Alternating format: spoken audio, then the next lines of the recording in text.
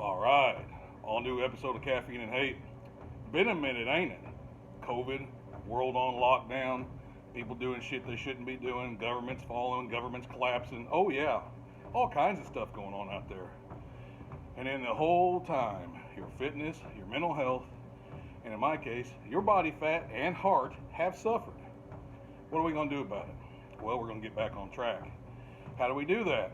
Well, when this all started, we had a plan. It was implemented. We put it down on paper. We knew what we were going to do. So we started at the beginning again, sort of. Let me give you a little bit of update here. Completely slacked off on the cardio. Moved houses. I don't know if you can tell the background's different or not. No longer in the barn, actually in the garage now. A lot of stuff going on that right when things were getting in the swing of it, just, threw us worldwide, threw us all off track, boys and girls. 1 year for a lot of people, out the door, complete shit. But we're going to fix that. First up, let's discuss what the game plan is. Me, myself, and I, feeling bad a couple weeks ago, went to the doctor. First thing to do when they go in there, they take your vitals, right? Well, my blood pressure was, let's just say, it's lucky I didn't blow a fucking gasket. Lucky I didn't stroke out. Lucky I didn't have a heart attack.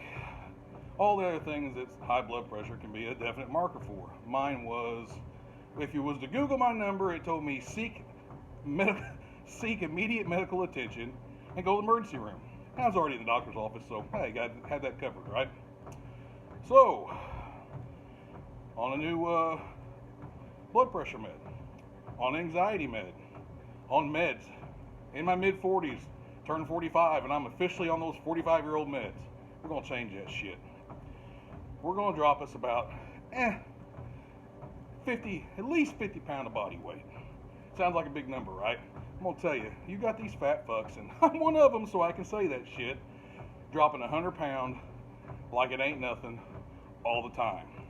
All you got to do is set your mind to it, put your body to do the work, and do something besides selling your ass and eat bonbons and Cheetos, okay? It's not that hard. Rule number 1, eat like a diabetic. Thank God I'm not, because the shape I'm in, I should be. But that's how we're going to eat. We're going to eat like a diabetic. You say, well, why would you eat like a diabetic if you're not diabetic, Kenneth? Because a diabetic diet does two very important things. It makes you control your blood sugar, which is, everyone knows, insulin is a great growth hormone, but it's also the fat storage hormone. You eat too many carbs, you eat too much sugar, all them calories are in excess of what you're burning that day, gets shuttled into the cells and builds fat. Rule number 2, cardio, at least once a day. Out here right now, I've only been at it for about 5 minutes now. My goal is to work up to 30 minutes. I don't know how long it's going to be today.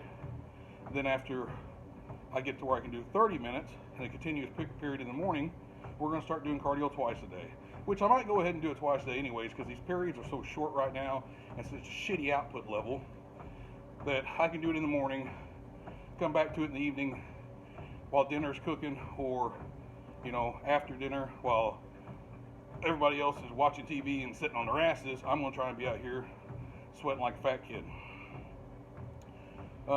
Third thing, always weight train. I am not going to sacrifice the strength and muscle that I've built over the years just to be skinny and weak. I'm not going to do it. Doctors that disagree, some of you nurses watching this that disagree, some of you just general fitness people that watch this will disagree. But the fact of the matter is, I didn't work my ass off for 30 years to be this strong to let it go.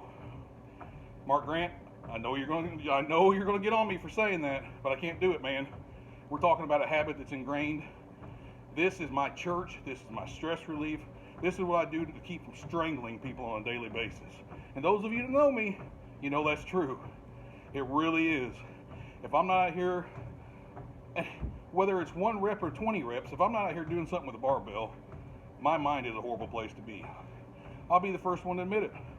If Tyson Fury, a megastar in boxing, arguably one of the better boxers to ever live, could talk about his mental health and how it got to him and how it made him feel, why can't I?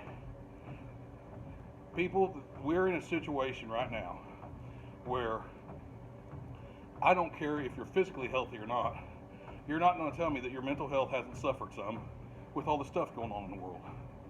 So, you got to do something about it.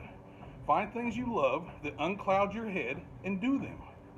Whether it's, and hopefully something physical, but whether it's hiking, whether it's going to your kid's ball game, whether it's throwing a barbell around, whether it's running, whether it's fishing, something that when you get out there and do it, all that static, it goes away.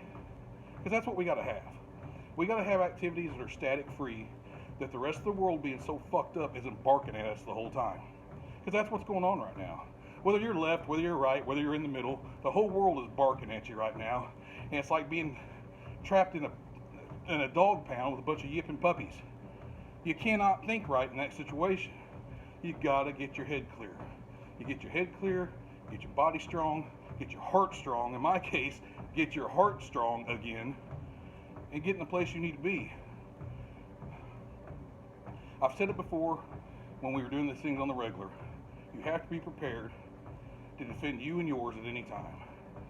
And whether that be with intelligence, whether that be with these, whether that be with weapon of your choice, you got to be ready to do it. Not because violence is golden or any of that bullshit slogans you see floating around, but the bottom line is you're your first line of defense.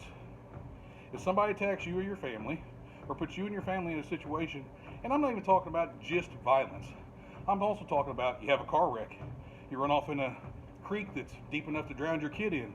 Can you get your kid out? Because by God, you need to be able to. If with a car wreck scenario, if you wreck in the middle of a field and you're 5 miles from town and don't have a cell phone to call anybody, can you go far enough to get help? If you're out in the middle of nowhere, can you go get help and get there if somebody else's life depends on you? You better be able to, because that's just the way it is. We are our own first responders. I don't care about a blue line, a red line, a silver line, all these lines they want to throw all over you, all these damn flags everywhere. You are your first responder. You are your first line of defense. You are the person that's going to save you when shit gets deep. So you got to be prepared to do it. These are hard times we live in. Believe it or not, you could turn that light on, the lights come on. You could open that refrigerator door, man, there's food in there.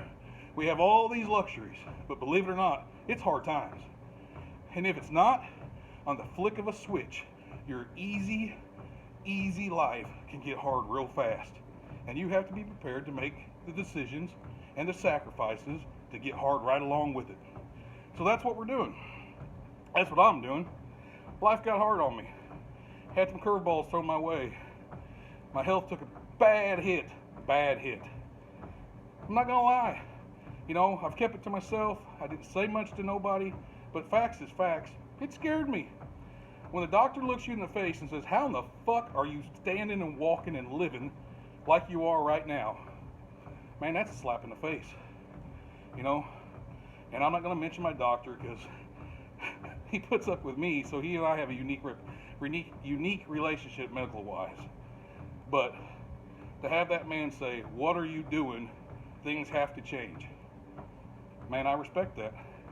And there's some people out there that I love and care about, and I respect even more than that I'm going to be here for a long, long time. Don't let this gray and this bald head fool you. I ain't going nowhere for a while. So, y'all be good. Y'all do your cardio. Find some exercise you like. Hell, anything. Break a sweat 1 hour a day.